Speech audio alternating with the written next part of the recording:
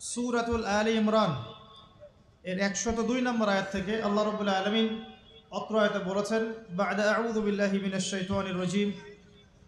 আল্লাহ রাব্বুল আলামিন বলছেন, ইয়া আইয়ুহাল্লাযীনা আমানু, হে মুমিনগণ, তোমরা যারা ঈমান এনেছো, ইত্তাকুল্লাহ, তোমরা আল্লাহকে ভয় করো, ওয়ালা তামুতুন্না ইল্লা ওয়া আনতুম মুসলিমুন। এর আগে আল্লাহ পাক বলছেন হাক্কা তুকাতিহ, ভয় করার মতো করে ভয় করো, ওয়ালা তামুতুন্না ইল্লা ওয়া আনতুম মুসলিমুন, পরিপূর্ণ মুসলিম না হয়ে কেউ মৃত্যুবরণ করো না। আল্লাহ পাক এখানে মুমিনদেরকে বলছেন, ইয়া আইয়ুহাল্লাযীনা আমানু, হে মুমিনগণ। কারা মুমিন? উত্তর পেতে হলে চলে যেতে হবে হাদিসে জিবরিলে। কোন হাদিস? হাদিসে জিবরিল, সহিহ মুসলিম হাদিস নাম্বার 9, মিশকাত হাদিস নাম্বার 2। রাসূলুল্লাহ সাল্লাল্লাহু আলাইহি ওয়াসাল্লাম মসজিদে বসে আছেন। এমন সময় একজন ব্যক্তি মসজিদে প্রবেশ করলেন। আমার কি ভাষা বুঝতে পারছেন? আচ্ছা, আমি চট্টগ্রামে গেলে বিপদ। চট্টগ্রাম, কক্সবাজার, সিলেট, আমি কোনো ভাষা বুঝি না। আমার ভাষা মানুষ বোঝে কিনা আমি তাও কনফিউজ থাকি। তো যাই হোক, আমি সরল বাংলায় বলার চেষ্টা করছি। আল্লাহ পাক বলছেন, হে মুমিনগণ। কারা মুমিন? উত্তর আছে হাদিসে জিবরিলের মধ্যে। জিবরাইল আলাইহিস সালাম মানুষের রূপ ধরে মসজিদ নববীর মধ্যে আসলেন এবং সাহাবীদের সামনেই আসলেন। সাহাবীদের সামনে মানুষের রূপ ধরে জিবরাইল আলাইহিস সালাম এই একবারই এসেছেন, ইতিহাসে একবার। এসে নবী সাল্লাল্লাহু আলাইহি ওয়াসাল্লামকে জিজ্ঞাসা করছেন 4টা প্রশ্ন। কয়টা প্রশ্ন? 4টা। 1 নম্বর জিজ্ঞাসা করছেন, ইয়া মুহাম্মদ, বলবেন সাল্লাল্লাহু আলাইহি ওয়াসাল্লাম, হে মুহাম্মদ সাল্লাল্লাহু আলাইহি ওয়াসাল্লাম, আখবিরনি আনিল ইসলাম, আমাকে ইসলাম সম্পর্কে বলুন। নবী সাল্লাল্লাহু আলাইহি ওয়াসাল্লাম বলছেন, ইসলাম হচ্ছে আনতা শাহাদা আল্লা ইলাহা ইল্লাল্লাহ ওয়া আন্না মুহাম্মাদান আবদুহু ওয়া রাসূলুহু। ইসলাম হচ্ছে এই সাক্ষ্য দেয়া যে আল্লাহ ছাড়া কোনো ইলাহ নেই এবং মুহাম্মদ সাল্লাল্লাহু আলাইহি ওয়াসাল্লাম আল্লাহর বান্দা এবং রাসূল। এটা হলো প্রথম, অর্থাৎ কালিমা লা ইলাহা ইল্লাল্লাহ। এর অর্থ হচ্ছে আল্লাহ ছাড়া আমি কারো বিধান মানতে পারবো না। কথা কি বোঝা যায়? আল্লাহ ছাড়া আমি কারো দাসত্ব করব না। আল্লাহ ছাড়া কেউ আমার রব নয়, কেউ আমার রিজিক দাতা নয়, কেউ আমার জীবন দাতা নয়, কেউ আমার মৃত্যু দাতা নয়, এমনকি আল্লাহ ছাড়া বিধান দেওয়ার মালিকও কেউ না। মুহাম্মদ রাসূলুল্লাহ, অর্থাৎ আল্লাহকে পাওয়ার জন্যে যে তরিকা, মুহাম্মদ সাল্লাল্লাহু আলাইহি ওয়াসাল্লামের পথ ও পদ্ধতি অনুসরণ করতে হবে। এই তরিকার বাইরে অন্য কোনো তরিকা ফলো করা যাবে না। হ্যাঁ, তবে তার তরিকা ফলো করা যাবে যার কথা এবং কাজ নবীর সাথে মিলে যায়, আলহামদুলিল্লাহ। যারটা মিলে না তারটা নেওয়া যাবে না। মুহাম্মদ রাসূলুল্লাহ মানে নিজের মন গড়া কোনো কাজ করা যাবে না। ইবাদত করার ক্ষেত্রে প্রত্যেকটা কাজ নবী সাল্লাল্লাহু আলাইহি ওয়াসাল্লামের সুন্নাত মোতাবেক করতে হবে। মুহাম্মদ রাসূলুল্লাহ সাল্লাল্লাহু আলাইহি ওয়াসাল্লাম। 2, ওয়া আন তুকিমাস সালাহ, তুমি 5 ওয়াক্ত সালাত আদায় করবে। একটা হাদিসের মধ্যে এসেছে, মান তারাকা সালাতা মুতাআম্মিদান ফাকাদ কাফার। নবী সাল্লাল্লাহু আলাইহি ওয়াসাল্লাম বলেছেন, কোনো ব্যক্তি যদি, মুসলিম ব্যক্তি, ইচ্ছাকৃতভাবে তার উপর অর্পিত ফরজ নামাজ ছেড়ে দেয়, সে ব্যক্তি কুফরি করলো। কি করলো? আর মুয়াজ বিন জাবাল রাদিয়াল্লাহু আনহুকে নবীজি বলছেন, মান তারাকা সালাতা মুতাআম্মিদান ফাকাদ বারিআত মিন যিম্মাতিল্লাহ। যে ব্যক্তি তার উপর অবধারিত ফরজ নামাজ ছেড়ে দেয়, সে যেন আল্লাহর জিম্মেদারি থেকে মুক্ত হয়ে গেল। আল্লাহর কোনো জিম্মেদারি নাই তার উপর। 90% মুসলিমের দেশে এটা খুবই দুঃখজনক যে আমাদের মধ্যে বেশিরভাগ মানুষ 5 ওয়াক্ত নামাজ পড়ে না। শুধু বড় গলায় কি 90% মুসলিম বললে হবে? যখন 90% মুসলিমের দেশের 100% মুসলিম 5 ওয়াক্ত নামাজ পড়বে, ইসলাম এমনি এমনি প্রতিষ্ঠা হয়ে যাবে ইনশাআল্লাহু তাআলা। যখন মুসলিম কান্ট্রির বেশিরভাগ মানুষই নামাজি হবে, ইনশাআল্লাহ আল্লাহর জমিনে আল্লাহর দিন প্রতিষ্ঠা হয়ে যাবে ইনশাআল্লাহ। আমরা যদি নামাজ আদায় না করি, দিন কি প্রতিষ্ঠা হবে ভাই? আমরা তো আমাদের দেহের উপরেই দিনটা প্রতিষ্ঠা করতে পারলাম না। পরিবারে করব কিভাবে, সমাজে কিভাবে করব, আর বিশ্বে কিভাবে করব? তবে আলোচনার একটা উদ্দেশ্য বলে দিয়ে থাকি, আগেই বলে দেই, ইসলাম দিয়ে পৃথিবী শুরু হয়েছে, নবী দিয়ে সভ্যতা শুরু হয়েছে, ইসলাম দিয়েই পৃথিবী শেষ হবে, নবী দিয়েই সভ্যতা শেষ হবে ইনশাআল্লাহ। শুরু হয়েছে আদম আলাইহিস সালামকে দিয়ে এবং শেষ হবে ইনশাআল্লাহ তাআলা নবী ঈসা আলাইহিস সালামকে দিয়ে। এই কথাটা মাথায় রাখবেন। ইহুদিরা অপেক্ষা করে বসে আছে। কিসের অপেক্ষায় বসে আছে? সব ইহুদি না অবশ্য, যারা জালেম, জায়নিস্ট, বদ, এরা অপেক্ষা করে বসে আছে যে শেষ জামানায় তাদের একজন মাসিহ আসবে। কি আসবে? মাসিহ মানে ত্রাণকর্তা, উদ্ধারকর্তা। যেই মাসিহ আসলে পরে তারা সারা বিশ্বটাকে শাসন করবে এই জেরুজালেম থেকে। কোন জায়গা থেকে? নাম শুনছেন? কোন দিকে এটা?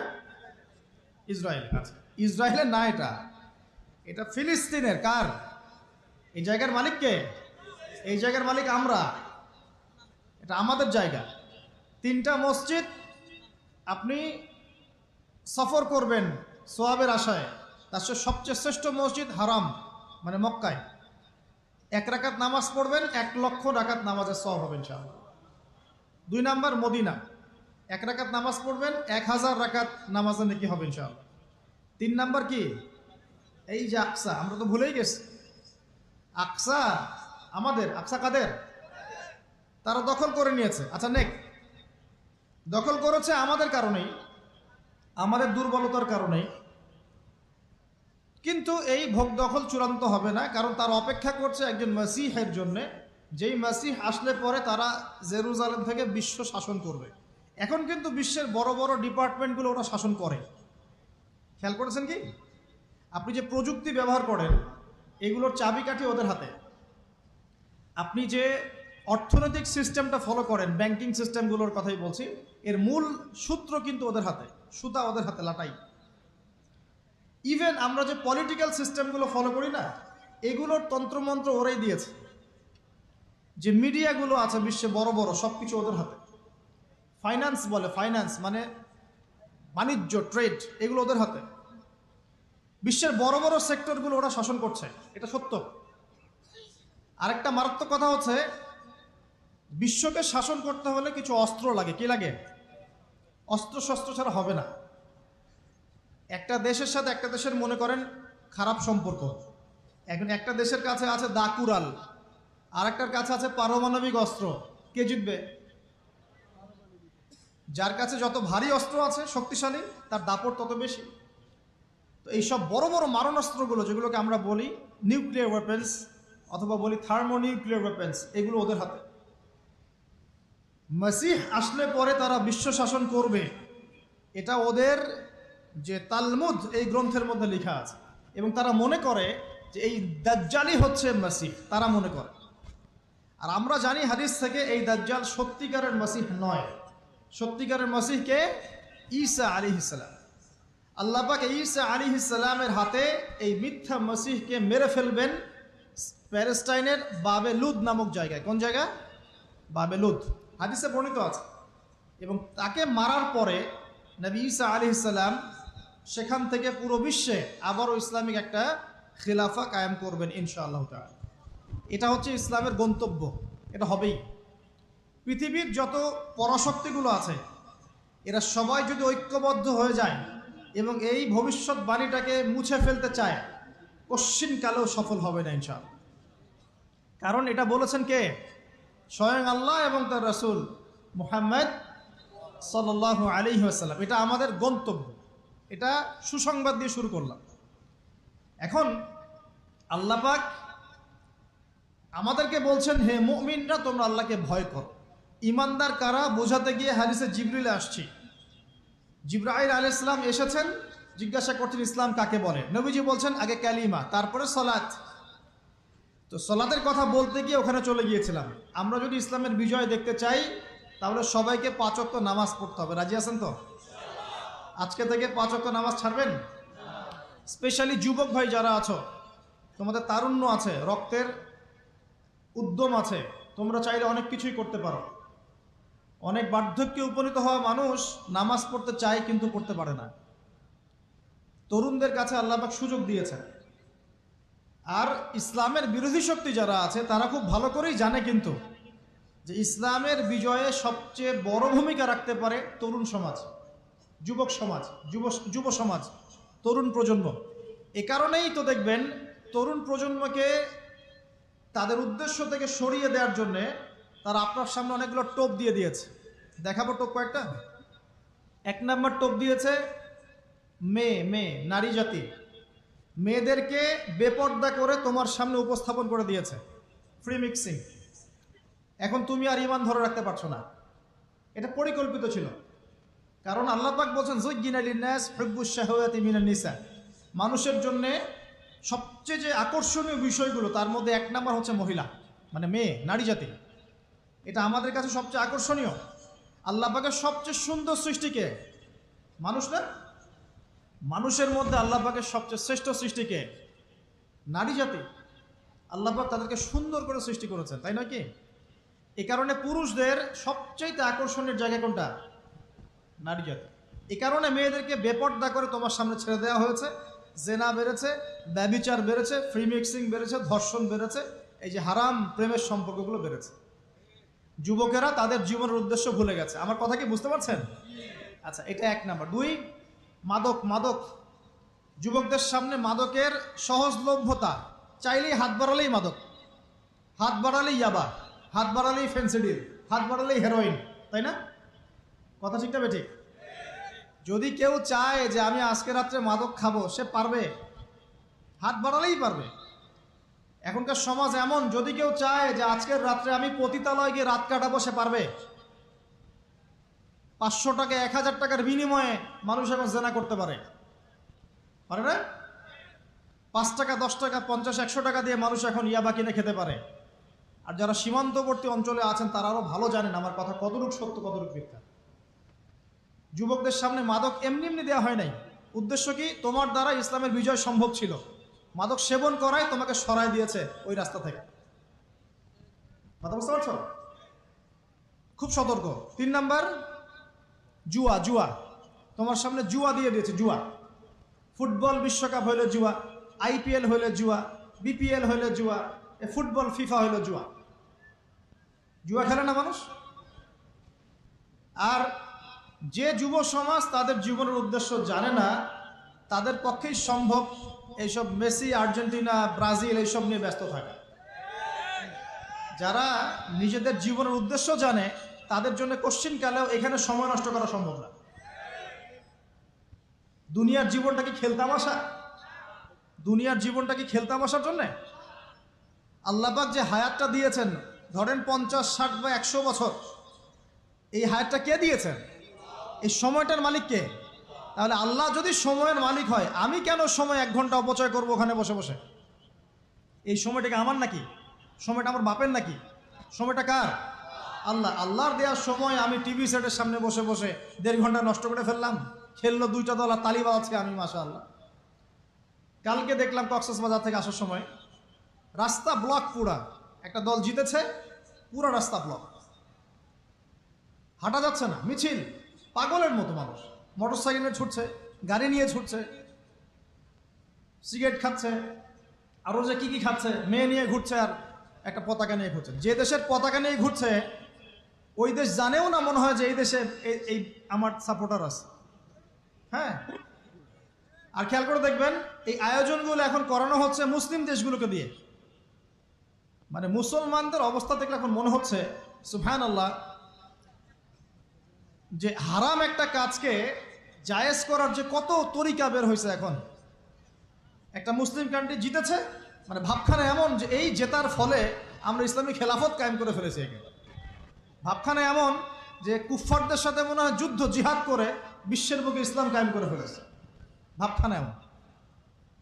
এই স্টেডিয়ামগুলো করতে কত কোটি বিলিয়ন ডলার খরচ করতে হয়েছে, কত শ্রমিক যে এই স্টেডিয়ামগুলো বানাতে মারা গেছে তোমরা জানোই না। কি হচ্ছে এখানে? পশ্চিমারা আসছে, এনজয় করছে, খেলাধুলা হচ্ছে। বিষয়টা কি জানেন? আমাদেরকে এই খেলাধুলার অহেতুক কাজে ব্যস্ত করে দিয়ে ওরা ওদের এজেন্ডা বাস্তবায়ন করছে। দেখবেন যখন রমজান মাস আসে তখন দেখবেন মুসলিম কান্ট্রির উপর নির্যাতন বাড়ে। যখন বড় ইভেন্ট হয়, ওয়ার্ল্ড কাপ, এইটা সেটা, দেখবেন ভিতরে মুসলিম কান্ট্রির উপর নির্যাতন বাড়তে থাকে। মানুষ একদিকে তাকায় থাকে আর একদিকে উদ্দেশ্য সাধন করতে থাকে। বুঝাচ্ছি বিষয়টা। আপনার 5টা বাচ্চা আছে মনে করেন, খুব জ্বালায়, কান্নাকাটি করে, হইচই করে, আর আপনি মোবাইল ফোনটা বের করে দিয়ে বলেছেন, বাবা বস, তোরা 5 জন মিলে একটা কার্টুন দেখ, আমি একটু কাজটা করি। দিয়ে দিলেন, ও কার্টুন দেখছে চুপচাপ, কেউ কোনো ডিস্টার্ব নাই। আর বুঝতে পারছেন? আর এই যে বাচ্চাগুলো কার্টুন দেখছে না, এগুলো হচ্ছে আমরা এখন। আর ওই যে কাজ করছে বা এটা হচ্ছে ওরা, পশ্চিমারা। আমার কথা কি বুঝতে পারেন? আচ্ছা, আমি সহজ করার চেষ্টা করছি।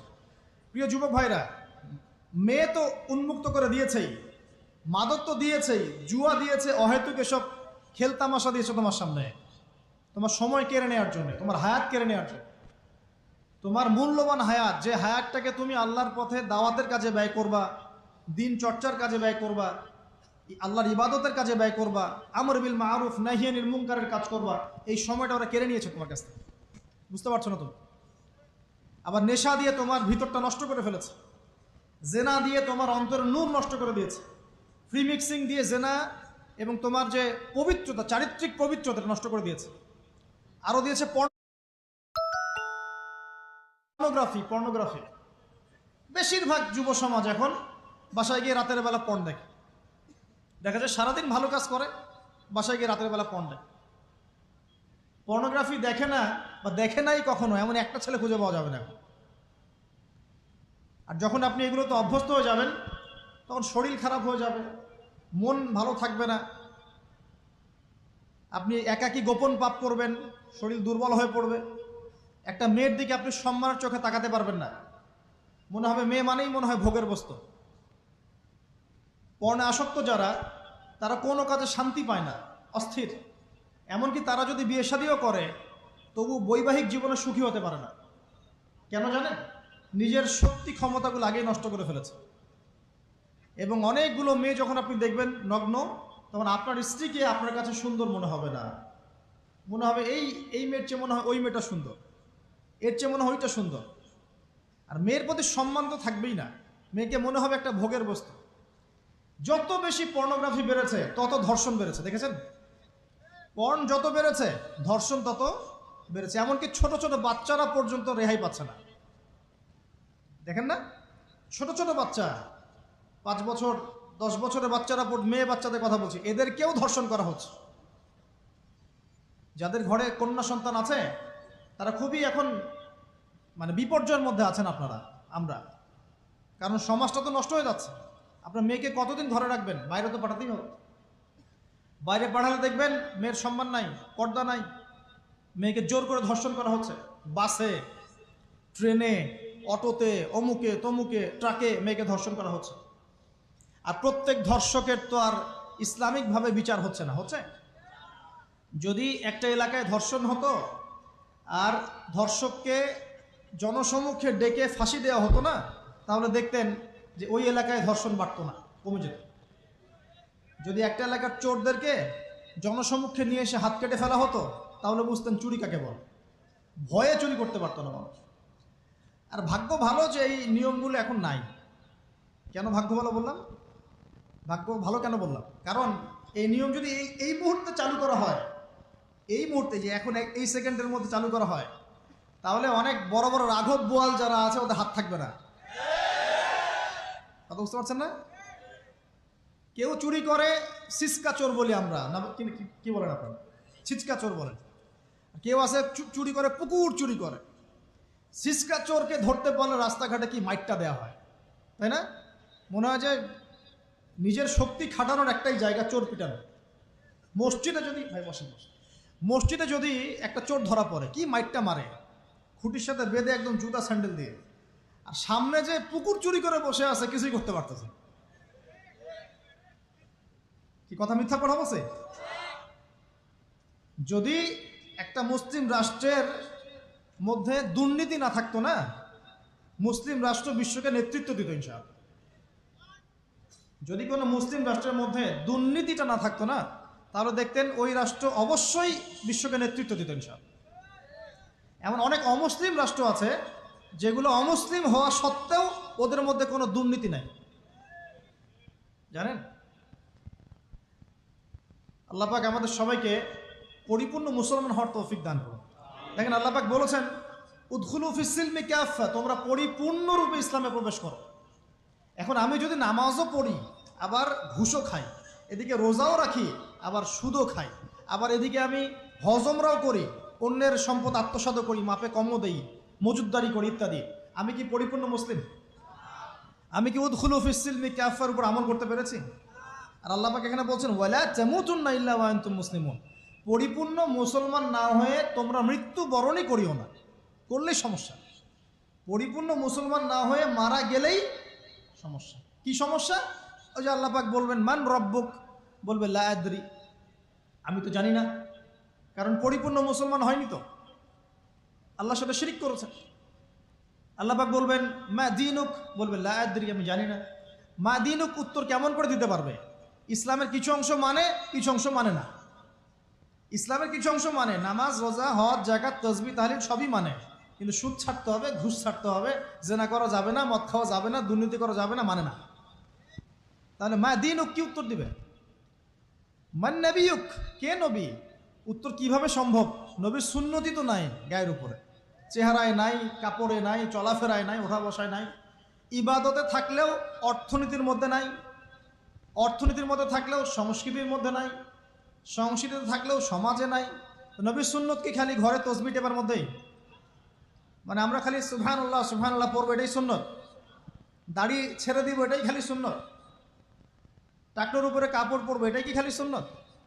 সমাজের মধ্যে সুন্নত নাই, অর্থনীতির মধ্যে সুন্নত নাই, ব্যবসা বাণিজ্যের সুন্নত নাই, চাকরি বাকরিতে সুন্নত নাই, পরিবারের সুন্নত নাই, সংস্কৃতির মধ্যে সুন্নত নাই, আর রাষ্ট্রের কথা বললাম না, ওটা বাদ দেন, ওটা এই যুগে সম্ভব না। ইল্লা মাশা আল্লাহ, যদি আল্লাহ পাক না চান। ওইদিকে আমি কথাই বলতে চাচ্ছি না, আমি সমাজ পর্যন্তই আছি আর কি, এর উপর যাচ্ছি না।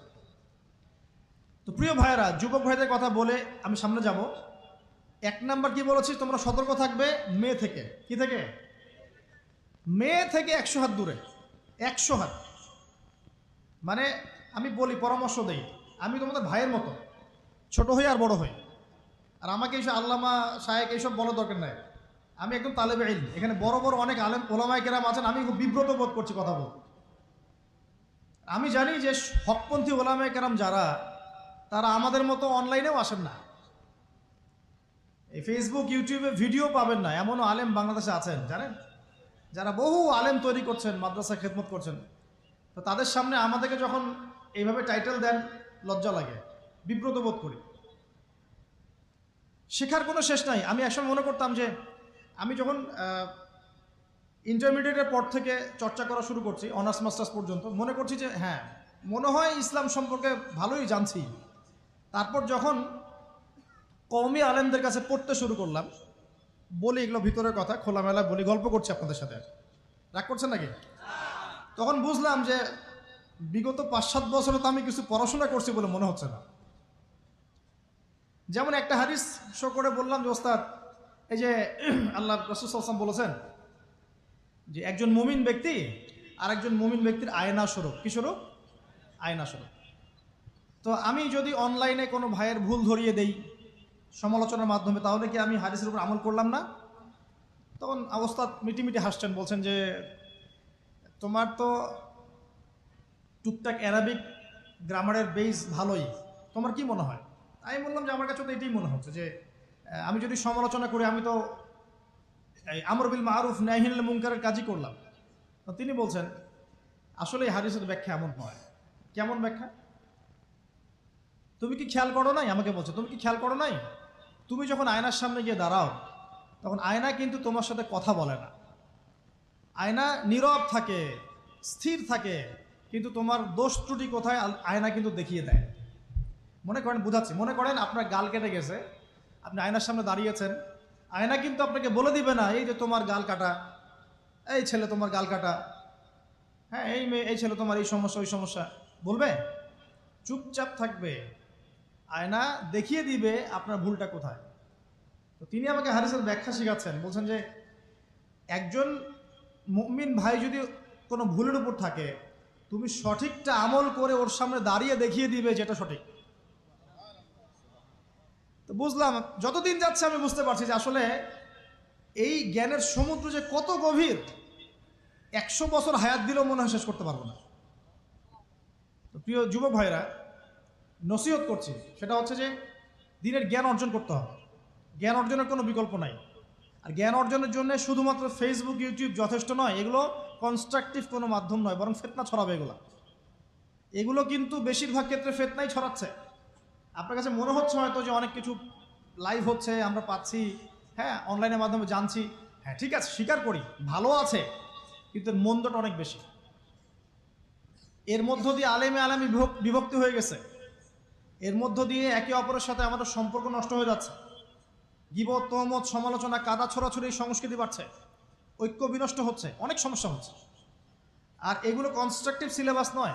সিলেবাস আপনাকে ওলামায়ে কেরামের কাছে এসে জানতে হবে। আমি বলছি, 1 নাম্বার কোরআন থাকবে। আপনাদের জেনারেলদের জন্য বলছি, কারণ আপনাদের জন্য এটা এত সহজ হবে না। মাদ্রাসা যারা পড়া শুরু করেছেন ছোটবেলা থেকে, তাদের জন্য সহজ, আপনাদের জন্য এত সহজ নয়। সিলেবাসগুলো জেনে রাখেন। কোরআন পড়তে হবে আগে, পবিত্র কোরআনের বিশুদ্ধ তেলাওয়াত শিখতেই হবে, এবং প্রত্যেক দিন চেষ্টা করবেন 1 পৃষ্ঠা 2 পৃষ্ঠা, আধা পারা 1 পারা করে তেলাওয়াত করার জন্য। তেলাওয়াতের কোনো বিকল্প নাই, প্রত্যেক হরফে 10 নেকি পাবেন ইনশাআল্লাহ। এরপরে এর ভাষা আছে, কোরআনিক গ্রামার আছে, নাহুসর। আর এই বইগুলো আপনি একা পড়তে পারবেন না। এই বইগুলো পড়তে হলে ওস্তাদ লাগবেই। এক একটা বই 2 বছর করে পড়তে হইতে পারে, পড়তে হবে। যদি আপনি কোরআন জানতে চান, বুঝতে চান, পড়তে হবেই। আর যদি মনে করেন না আমার এত জানা বোঝার দরকার নাই, সেটা আলাদা বিষয়। তখন আপনি ওলামায়ে কেরামের কাছে গিয়ে জিজ্ঞাসা করে মাসআলা নিয়ে নেবেন। এখানে একটা কথা বলে দিই, এখন আবার একটা নতুন আমি ফিতনাই বলবো বের হয়েছে, যে আলেম ওলামার প্রয়োজন নাই, কোরআন হাদিস বাসায় পড়বা, নিজে একা একাই মুস্তাহিদ হয়ে যাবা। অনেক দিনী ভাইকে দেখছি আমি, যুবক, ইয়াং, তার আগে বিপদগামী ছিলেন, হেদায়েত হয়ে ইসলামের দিকে এসেছেন, এখন প্রথমেই সহিহ বুখারী টান দিয়ে পড়া শুরু করতে। কে বললো আপনাকে প্রথমে সহিহ বুখারী পড়তে? আপনি কি এক লাভ দিয়ে এই মেডিকেল সায়েন্সের বই পড়তে যাবেন? এত কঠিন কঠিন বই আগে কেন? এই বইগুলো পড়তে ওলামায়ে কেরামে 15-20 বছর সময় লাগে। 15-20 বছর সময় লাগে। 15 বছর বেশি বলে ফেলছে মনে হয়। আমাদের মতো হলে 20 বছর লাগে। কঠিন বই আগে না, আগে সহজ বইগুলো পড়তে হতো। তো ভাবখানা তখন দেখা যায় এমন, কয়েকটা হাদিসের কিতাব পড়ে, কোরআনের কিছু অনুবাদ পড়ে, আলেম ওলামার আর দরকার নাই, কোনো মাযহাবেরও দরকার নাই, আমি নিজে একাই মুস্তাহিদ। এটা একটা ফিতনা চলছে। তো আমি বুঝাচ্ছি আপনাকে, একটা মাসআলা ধরেন আপনার সামনে আসলো, মনে করেন ওই যে আমি পেপার মানি নিয়ে কথা বলেছিলাম না, কাগজের টাকা, এরপর আসছে ক্রিপ্টোকারেন্সি। কি আসছে? নাম শোনেন নাই? ইলেকট্রনিক মানি তো চলে আসছে, যে ইলেকট্রনিক মানি দিয়ে আপনারা লেনদেন করছেন না, এরপরে আসবে ক্রিপ্টোকারেন্সি। ক্রিপ্টোকারেন্সি মানে বিটকয়েন। এগুলো ভবিষ্যৎবাণী না, কিন্তু কিছু মানুষ মনে করে এগুলো ভবিষ্যৎবাণী। এগুলো ভবিষ্যৎবাণী না, এগুলো বর্তমান। অলরেডি পৃথিবীর কিছু কিছু দেশে চলে আসছে, হয়তো বা এদেশেও অচিরে আসবে। তো মনে করেন এখন আপনি একজন সাধারণ মানুষ, ক্রিপ্টোকারেন্সি কী জিনিস আপনি বোঝেন না। এখন আপনি একজন আলেমের কাছে আসলেন, এসে বললেন যে হুজুর, ক্রিপ্টোকারেন্সি কী জিনিস আমি বুঝি না, এটা হালাল না হারাম, জায়েজ না জায়েজ, কতটুকু রাখা যাবে রাখা যাবে না, মাসআলা দেন। এখন আমি যদি আপনাকে বলি, এই যে ভাই নেন কোরআন, এই যে তাফসীর ইবনে কাসির নেন, জালালাইন নেন, মারিফুল কোরআন নেন, এই যে বুখারী, মুসলিম, তিরমিজি, আবু দাউদ, নাসাই, সবগুলো নেন, বাসায় গিয়ে পড়াশোনা করে মাসআলা বের করেন, পারবেন? সম্ভব? সম্ভব কি? কে পারবে? যিনি মুস্তাহিদ। আর একটা সমাজের মধ্যে মুস্তাহিদ মানুষের সংখ্যা কতজন থাকে? অল্প কিছু। বেশিরভাগ মানুষই তো অন্ধ অনুকরণ তাকলিদ করতে হবে তাকে। তখন এই যে আপনি আমার কাছ থেকে মাসআলাটা জানলেন, এই মাসআলা জেনে নেওয়াটা কি আপনার জন্য উচিত না অনুচিত? আপনার এই মাসআলা জেনে নেওয়াটা কি উচিত না অনুচিত? এই মাসআলা আমার কাছে বা আলেমের কাছে না জানলে কিভাবে শিখবেন আপনি? শেখার জন্য আপনাকে আসতে হবে না? এটাই মাযহাব, এটাই মাযহাব। এখানে বিভ্রান্তির কোনো সুযোগ নাই যে আমি এগুলা মানি না, আমি খালি বইপত্র একা একা পড়বো, আলেম হয়ে যাবে, সম্ভব না। যখন আমরা কলেজে পড়তাম অনেক সময় মনে হতো যে হয়তো বা সম্ভব, যখন পড়া শুরু করেছি তখন দেখছি যে না, এই সমুদ্রে ডুব দেওয়া কেবল শুরু, এর তলানি খুঁজে বের করতে 100 বছর লাগবে মনে হয়, আল্লাহ ভালো জানেন। আল্লাহু আকবার। দিনের জ্ঞান অত বেশি। আলী রাদিয়াল্লাহু আনহু একটা কথা বলে দেই, দিয়ে সামনে যাচ্ছি। আলী রাদিয়াল্লাহু আনহু শেষ বয়সে বলছেন, তাকে প্রশ্ন করা হচ্ছে যে আপনার কি কোনো দুঃখ আছে জীবনে? আলী রাদিয়াল্লাহু আনহু বলছেন যে আমি শুরু থেকে নবী সাল্লাল্লাহু আলাইহি ওয়াসাল্লামের পাশে ছিলাম, আমার দুঃখ নাই, তবে একটা মনের কষ্ট। কি? আমি যে জ্ঞানগুলো শিখেছি নবীর কাছ থেকে সাল্লাল্লাহু আলাইহি ওয়াসাল্লাম, সেই জ্ঞান বিতরণ করার জন্য কোনো পাত্র খুঁজে পেলাম না। কি গভীর কথা! যে জ্ঞান শিখেছি এটা বিতরণ করার পাত্রই খুঁজে পেলাম না। তাহলে পাত্র, আমরা তো পাত্র, জ্ঞান বিতরণ করবেন উলামায়ে কেরাম। পাত্র আমরা যদি পরিষ্কার না হয় জ্ঞান কিভাবে পাবেন? সম্ভব? সম্ভব না। আরেকটা বিষয় বলে দেই, যখন আপনি জ্ঞানের চর্চায় মাঠে নামবেন, আল্লাহ পাক আপনার সম্মানার্থে ফেরেশতার পাখা আপনার পায়ের নিচে বিছিয়ে দিবে ইনশাআল্লাহ। আর যখন আপনি জ্ঞান চর্চা করে আলেম হবেন ইনশাআল্লাহ তাআলা, আপনার জন্যে আসমান জমিনের সমস্ত মাখলুক, এমনকি সমুদ্রের নিচের মাছ, গর্তের ভিতরের পিপিলিকা, সবাই আল্লাহর কাছে আপনার জন্য ইস্তেগফার করবে ইনশাআল্লাহ। একটা হাদিসে নবীজি বলেছেন যে আকাশের চাঁদটাকে তোমরা যেমন দেখো উজ্জ্বল অন্য নক্ষত্রগুলোর তুলনায়, ঠিক তেমনি সাধারণ মানুষের উপরে একজন আলেমের মর্যাদা এমন। তো প্রিয় ভাইয়েরা, যুবক ভাইদেরকে বলছি স্পেশালি, আজকের লেকচারটা স্পেশালি তোমাদের জন্যই, যে এই ফাঁদগুলো থেকে বেঁচে থাকবে এবং এলেম অর্জন করবে। এলেম অর্জনের কোনো বিকল্প নয়, এবং এলেম অর্জনের জন্য সিলেবাস লাগবে। আর অনেক বইপত্র একা একা পড়তে পারবে না, আলেম ওলামাদের সংস্পর্শ লাগবেই, অন্যথায় পারবে না। এর পাশাপাশি আপনি সিরাতের বই পড়বেন, ইতিহাস পড়বেন, ইসলামিক অর্থনীতি পড়বেন, হ্যাঁ, ভূরাজনৈতিক প্রেক্ষাপটের বইগুলো পড়বেন, এগুলো ঠিক আছে। এবং জেনারেল লাইনে যেখানে পড়াশোনা করছেন, এই পড়াশোনাও কন্টিনিউ করবেন, এবং আপনার প্রতিভা দিয়ে আপনার জায়গা থেকেই ইসলামের খেদমত করবেন ইনশাআল্লাহ তাআলা। পারা যাবে না? আল্লাহ তৌফিক দান করুন। যুবক ভাইদের সামনে এই ফাঁদ। কেন ফাঁদ? কারণ যুবক ভাইরা যদি জীবনের উদ্দেশ্য জেনে ফেলে এবং ইসলাম প্রতিষ্ঠার কাজে আত্মনিয়োগ করে, তাহলে কুফফার শক্তি পালানোর জায়গা খুঁজে পাবে না ইনশাআল্লাহ। প্রিয় ভাইরা, আল্লাহ রাব্বুল আলামিন বলছেন মুমিনদেরকে, হে মুমিনরা, তোমরা আল্লাহকে ভয় করো। দেখুন, 6টা পিলারে বিশ্বাস না করা পর্যন্ত কেউ মুমিন হয় না। কয়টা পিলার? 1 নাম্বার হচ্ছে আল্লাহর প্রতি বিশ্বাস। 1 নাম্বার আল্লাহর প্রতি বিশ্বাস। 2 ফেরেশতা মণ্ডলীর প্রতি বিশ্বাস। 3 আসমানি কিতাব সমূহে বিশ্বাস। 4 নবী রসুলগণের প্রতি বিশ্বাস। 5 পরকালের প্রতি বিশ্বাস। এবং 6 তাকদীরের ভালো মন্দের প্রতি বিশ্বাস। এই 6টা পিলারকে মনে বিশ্বাস করতে হয়, মুখে স্বীকৃতি দেওয়া লাগে, এবং কাজেও বাস্তবায়ন করতে হয়, তারপর আপনি মুমিন হবেন ইনশাআল্লাহ। আল্লাহ পাক বলছেন আমাদেরকে, এই মুমিনদেরকে, তোমরা আল্লাহকে ভয় করো, ভয় করার মতো ভয় করো। এটার ব্যাখ্যা কি? ভয় করা মানে কি?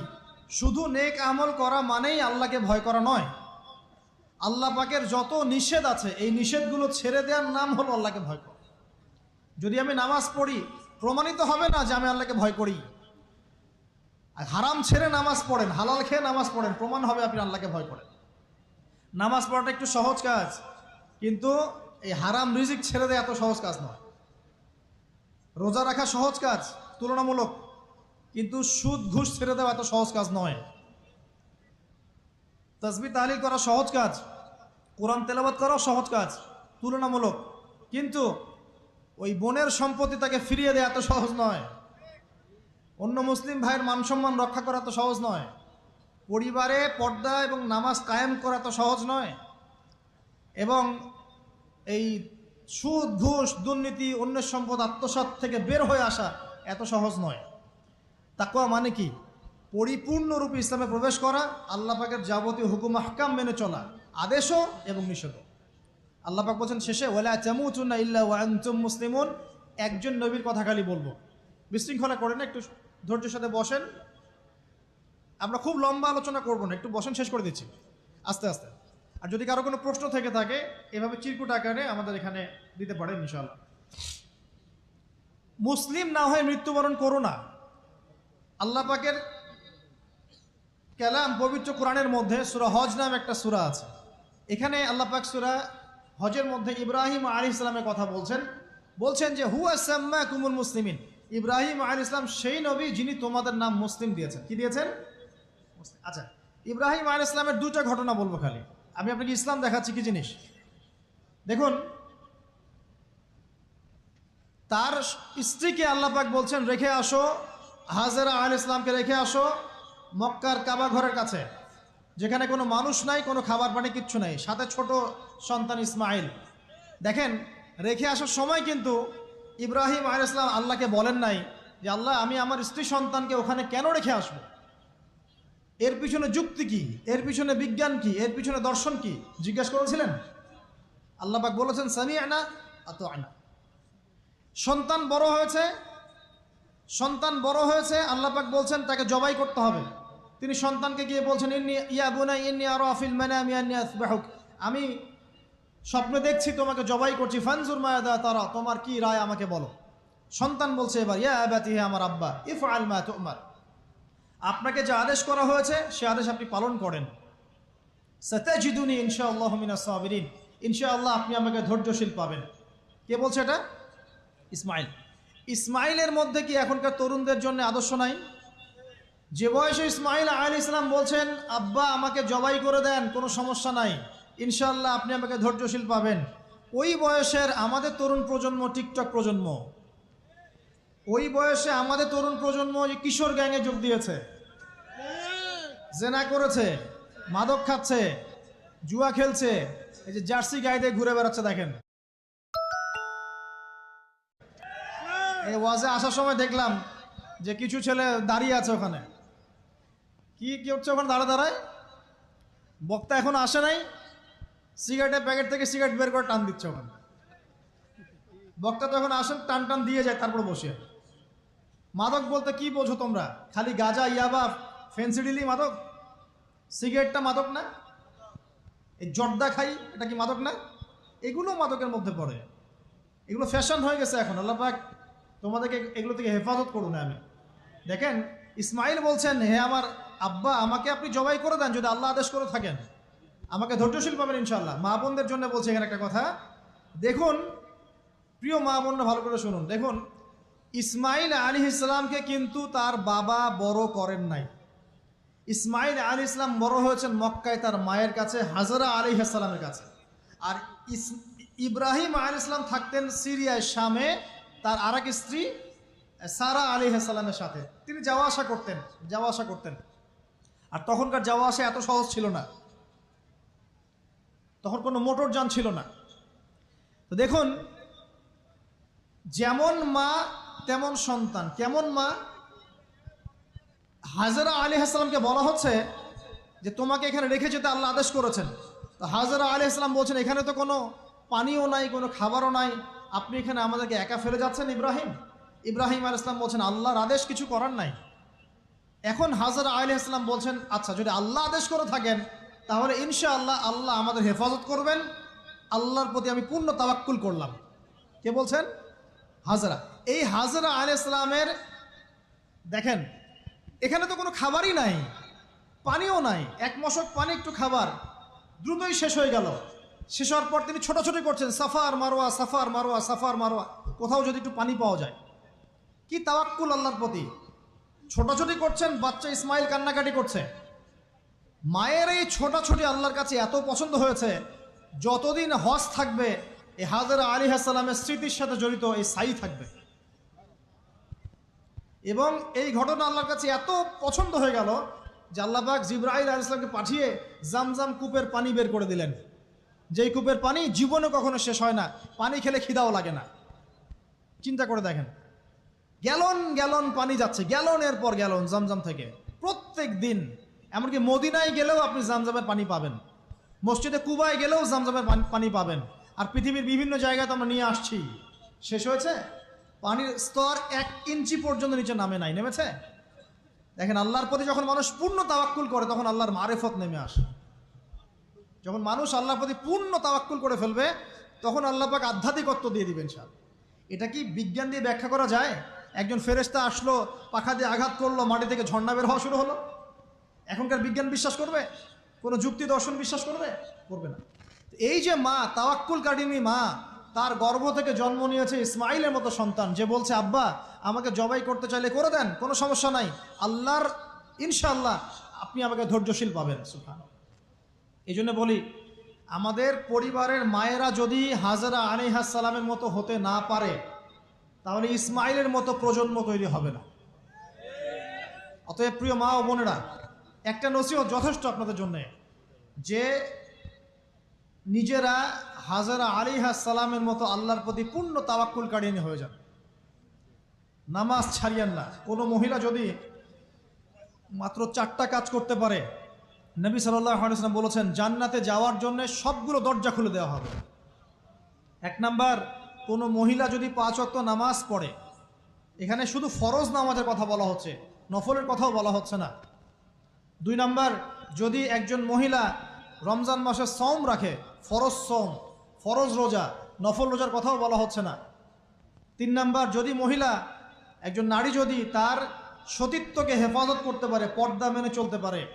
এই পর্দা বলতে আমরা ডিজিটাল বোরখা বোঝাচ্ছি না।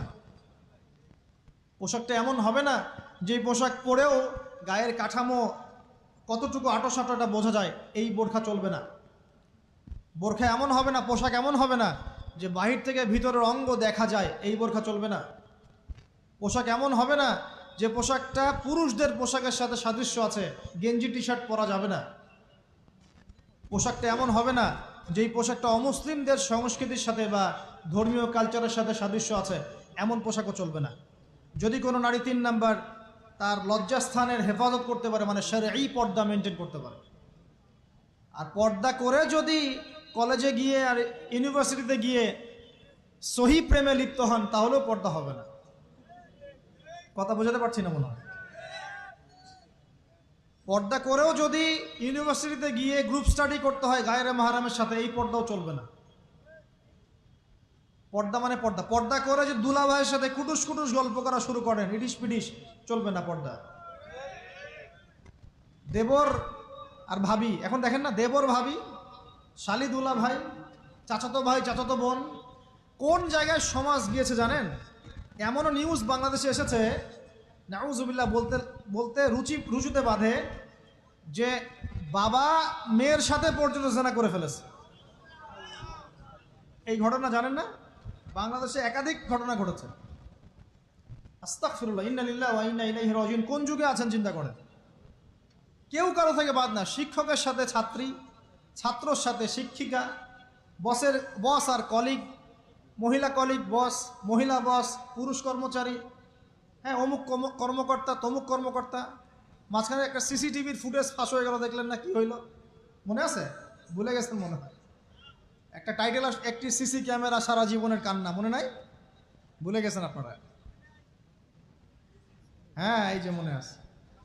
তো কে কার থেকে বাদ?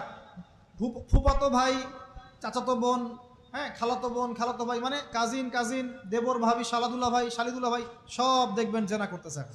করতেছে না? পরকিয়া তো নিত্যদিনের ব্যাপার। পরকিয়া না করলে এখন পেটের ভাতই হজম হয়। বাসায় একটা স্ত্রী আছে, বাইরে 3-4টা মেয়ের সাথে টাঙ্কি মেরে বেড়াবে, কোনো সমস্যা নাই। সমস্যা কোথায় বলি? সমস্যা হচ্ছে, যদি আপনার স্ত্রী থাকে একজন নেককার বা সতীসাধী নারী থাকে, এবং তার পারমিশন নিয়ে যদি আপনি আরেকটা বিয়ে করতে যান, সমস্যা আছে। হালালভাবে বিয়ে করলে সমস্যা, বাইরে টাঙ্কি মেরে বেড়াবেন, কোনো সমস্যা নেই। বাসায় একটা স্বামী আছে, বাইরে আরও 2-4টা ছেলের সাথে ফোনে কথা বলে, কোনো সমস্যা নেই। আমরা এখন কি করি জানেন? আমরা জেনাকে প্রমোট করি, নগ্নতাকে প্রমোট করি, আর বিয়ে হালাল জিনিসগুলোকে আমরা ঢেকে দেই, বাধা দেই। বিয়ে করতে চান, দেখবেন বাধা পাবেন। জেনা করতে চান, বাধা পাবেন না। হ্যাঁ, বিশ্বাস করছেন না? বিয়ে করতে যে দেখেন খালি কত বাধা আসে, আর জেনা করতে যান, কোনো বাধা নেই। মদ খাইতে যান, কোনো বাধা নাই। লিগ্যাল কিছু পতিতালয় আছে আমাদের দেশে, লিগ্যাল, এবং তাদেরকে পতিতা বললেও মানুষ রাগ করে। এখন বলতে হবে যৌনকর্মী, সেক্স ওয়ার্কার। কেন? তাদের যদি এতই সম্মান দেওয়ার ইচ্ছা থাকে আমাদের, আমরা কি ওদেরকে হালাল কোনো কর্মসংস্থান দিয়ে এই পাপের পথ থেকে ফেরাতে পারি না? ঠুনকো আবেগ দেখাও মিয়া, বাইরে খালি কিছু টাকা পয়সা ইনভেস্ট করে একটা প্রজেক্ট হাতে নিয়ে এই মেয়েদেরকে, মহিলাদেরকে যদি একটা ভালো কর্মসংস্থানের ব্যবস্থা করে, ওরা কি জেনা করবে নাকি? ও তো টাকার জন্য করে, পেটের দায়ে করে। কোনো মেয়ে কি চায় নিজের ইজ্জত মানুষের কাছে বিক্রি করতে? কোনো মেয়ে চায় না। প্রিয় দিনী বোনেরা, পোশাক এই 4টা মূলনীতি মেনে চলবেন। পোশাক এমন হবে না, আটো পোশাক চলবে না, পাতলা পোশাক চলবে না, বাইরে থেকে ভিতর দেখা যায়, পুরুষের পোশাক চলবে না, এবং অমুসলিমদের সাদৃশ্য আছে এমন পোশাক চলবে না। আপনি বাসায় কি পোশাক পরে থাকেন, আমরা এখানে তো কোনো রকম ইন্টারফেয়ার করতে যাচ্ছি না। বাইরে যদি গায়রে মাহরামদের সাথে বের হন, সামনে বের হন, তাহলে অবশ্যই আপনাকে এই পর্দা মেনটেন করেই আসতে হবে। এটা ইসলামিক লস। আল্লাহর আইন যদি আপনি না মানেন, আপনার কবর আপনার, আমার কবর আমার। ফাযাক্কির ইন্নামা আনতা মুযাক্কির, উপদেশ দাও তুমি, শুধু উপদেশদাতা। লাস্তা আলাইহিম বিমুসাইতির, তুমি কারো প্রতি দারোগা নও। আমাদের দায়িত্ব জাস্ট প্রচার করা। বাল্লিগু আন্নী ওয়ালাউ আয়া, একটা আয়াত জানলেও খালি প্রচার করে দাও, দ্যাটস অল। ফাযাক্কির ইন নাফাআতিয যিকরা, তুমি উপদেশ দাও যদি উপদেশ কোনো কাজে আসে। প্রিয় ভাইয়েরা, বন্ধুদের কথা বলতে গিয়ে এখানে এসেছিলাম। একটা মেয়ে 4টা কাজ করলে জান্নাতে চলে যাবে ইনশাআল্লাহ। 5 ওয়াক্ত নামাজ, ফরজ নামাজ, 2 রমজান মাসের সওম, 3 নাম্বার লজ্জাস্থানের হেফাজত, আর 4 নাম্বার স্বামীর আনুগত্য। স্বামীর কি দেখেন, ফ্যামিনিস্ট মেয়েরা বলবে স্বামীর দাসত্ব। দাসত্ব আনুগত্য এক জিনিস নয়, মনে থাকবে। দাসত্ব আনুগত্য এক জিনিস নয়। আনুগত্য মানে কি? আনুগত্য মানে আপনার স্বামী আপনাকে কোরআন সুন্নাহ মতো চালানোর চেষ্টা করছে, আপনি এটা ফলো করবেন, আনুগত্য। আর আপনার স্বামী যদি আপনাকে কোরআন সুন্নাহর বাইরে যদি বলে যে আসো, অফিসের কলিগরা আসছে, আমার টেবিলে খাবার পরিবেশন করো, যাবেন না আপনি, আনুগত্য করবেন না।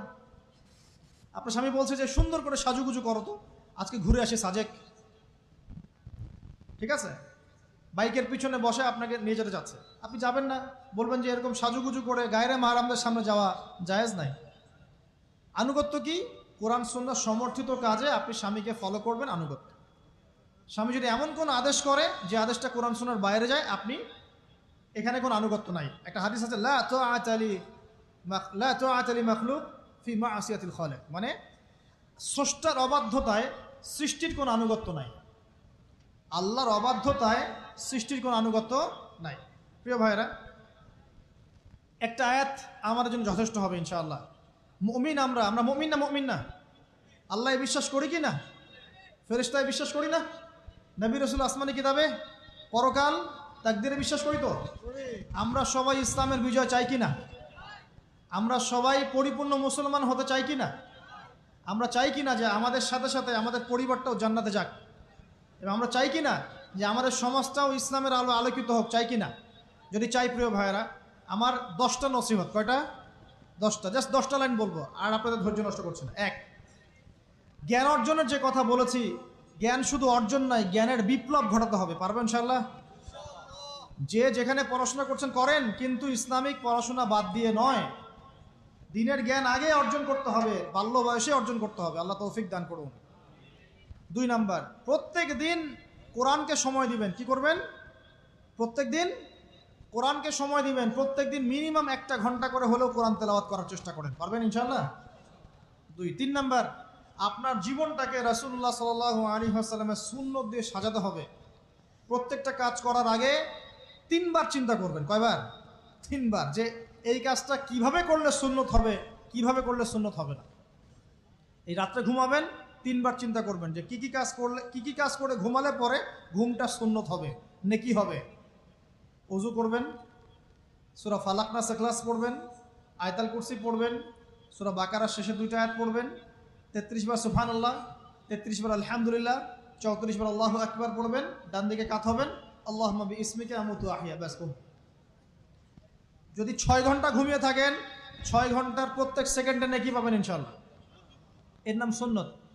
প্রতিটা কাজ সুন্নত মাফিক করতে হবে। একটা খালি কথা বলে দেই, শুধু একবার দরুদ পড়ে নাই, নবীর নাম শুনে দরুদ পড়ে নাই ইচ্ছাকৃতভাবে, তাকে নবীজি বলছেন সে ধ্বংস হোক। নবী বলছেন আমিন, মানে বদদোয়া হচ্ছে এটা।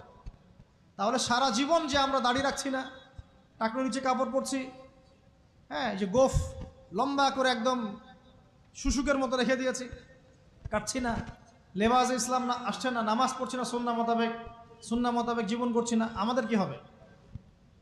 আমরা কি নবী সাল্লাল্লাহু আলাইহি ওয়াসাল্লামের সুপারিশ পাবো? কবরে তাকে দেখালে উত্তর দিতে পারবো ইনশাআল্লাহ। কখন? যখন আমরা পুরো জীবনটাকে নবীর সুন্নাহ মতো ঢেলে সাজাবো ইনশাআল্লাহ। সূরা আল ইমরানের মধ্যেই আছে, কুল ইন কুনতুম তুহিব্বুনাল্লাহ ফাত্তাবিউনি, আল্লাহ পাক বলছেন, হে নবী বলে দিন, তোমরা যদি আমার ভালোবাসা চাও, আল্লাহকে পেতে চাও, তাহলে নবীকে অনুসরণ করো, আমাকে অনুসরণ করো। আল্লাহ পাক কি করবেন? ইউহিব্বুকুমুল্লাহ, আল্লাহ পাকও তোমাদেরকে ভালোবাসবেন। ইয়াগফির লাকুম যুনুবাকুম, আল্লাহ পাক তোমাদের সমস্ত গুনাহ মাফ করে দেবেন ইনশাআল্লাহ। আল্লাহু গফুর রহিম। 3 নাম্বার বলেছি, ভাই নবীর সুন্নাহ মতো জীবন গড়েন। 4, একটা হালাল রিজিক অন্বেষণ করেন, হারামে যাবেন না। ওয়াদা করেন যে না খেয়ে মরে গেলেও হারাম রিজিকে যাবেন না। পারবেন তো ইনশাআল্লাহ? আল্লাহ পাক তৌফিক দান করুন। 5 নাম্বার, পরিবারের আদর্শ হবে জান্নাতি আদর্শ। পরিবারের মধ্যে অনইসলামিক কোনো কালচার ঢুকতে দিবেন না। টিভিটা আছে না পরিবারে, আসার মানে আছে ভেঙে দিবেন। যদিও বা টিভির চেয়ে ডেঞ্জারাস জিনিস এখন আমাদের হাতেই থাকে। টিভি তো তাও মানুষ সবাই একসাথে বসে দেখতো, যে যার মতো দেখতে পারতো না। একটা নাটক সিনেমা দেখলেও সবাই মিলে দেখতে হতো।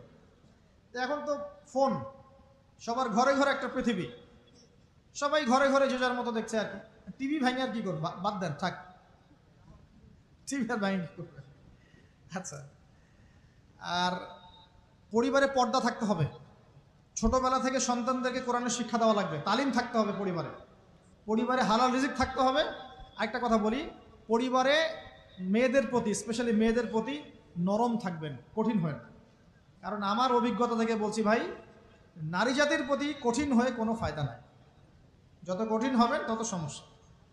আর এই ব্যাপারে আপনার চেয়ে আমার অভিজ্ঞতা 1 ধাপ বেশি, মাত্র 1 ধাপ। আচ্ছা, 5টা। 6 নাম্বার হচ্ছে ইসলামিক কিছু ফাউন্ডেশন বা অ্যাসোসিয়েশন গড়ে তোলার চেষ্টা করেন। এদের কাজ হবে ইসলামের সৌন্দর্যগুলো দিয়ে সমাজ সেবা করা। পারা যাবে না? ওই যে হিলফুল ফুজর নবী সাল্লাল্লাহু তৈরি করেছিলেন না? আচ্ছা, এটা শুধু ফাউন্ডেশন হতে হবে জরুরি না, এটা প্রতিষ্ঠানও হতে পারে, একটা মসজিদের উদ্যোগে হতে পারে, মাদ্রাসার উদ্যোগে হতে পারে, বা সামাজিক সংগঠনও হতে পারে, যার উদ্দেশ্য হচ্ছে ভালো কাজ করা। এই যে শীতকাল আসছে, এই শীতকালে আমরা ইনশাআল্লাহ তাআলা পুরো দেশব্যাপী, এই শীতকালে ইনশাআল্লাহ আমরা চেষ্টা করব পুরো দেশব্যাপী শীতার্ত মানুষের মধ্যে বিনামূল্যে কম্বল বিতরণ করার জন্য। পারা যাবে না ইনশাআল্লাহ? ইনশাআল্লাহ। সমাজ কল্যাণমূলক কাজ করলে কি হবে জানেন? সমাজের মানুষের কাছে ইসলামের সৌন্দর্য ফুটে উঠবে এবং ওই হাদিসের উপর আমল হবে। যদি আপনি কোনো মুসলিম ভাইয়ের একটা কষ্ট দূর করে দেন, আল্লাহ পাক আপনার একটা কষ্ট দূর করে দেবেন ইনশাআল্লাহ। আপনি যতক্ষণ মুমিন বান্দা মুসলিম ভাইয়ের পাশে থাকবেন,